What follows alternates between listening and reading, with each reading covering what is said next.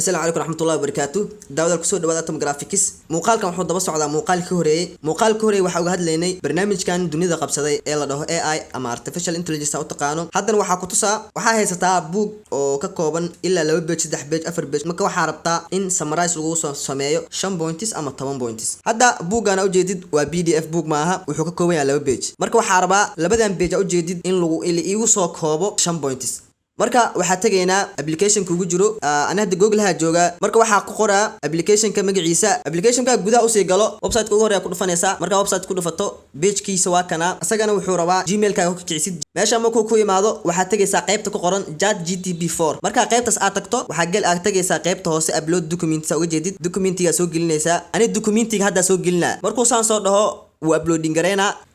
markuu saa meeshan kugu soo daro calaamada cancel iska taaban waa kalaabane waa kana lagu soo geliyay ka bacdi meeshan qoraal ku qoraa waxa leeyahay summarize this book into 5 points and make it easy to understand ka bacdi calaamad send ya taabanena waa ujeedaa wuxuu noo qoraa 5 points ka dalbanay buugaas 5 point oo muhiim kaaga soo saara sida ujeedid 5 point uu ka soo saaray PDF ka labada page ujeed wuxuu ka soo saaray 5tan u dirsanay ka bacdi qoraalka ina koobiyeysta daaratid calaamadaas koobiya leedahay uu ku koobiyeysan yahay qoraalkaaga intaas waay kaliya amaasantahay ku soo dhawaad Atom Graphics hadaa hore noola joogin na soo follow garay hadaa hore noola joogtane muuqaaladeen like dhaasina share garay si asxaab badan u gaaraan waa amaasantahay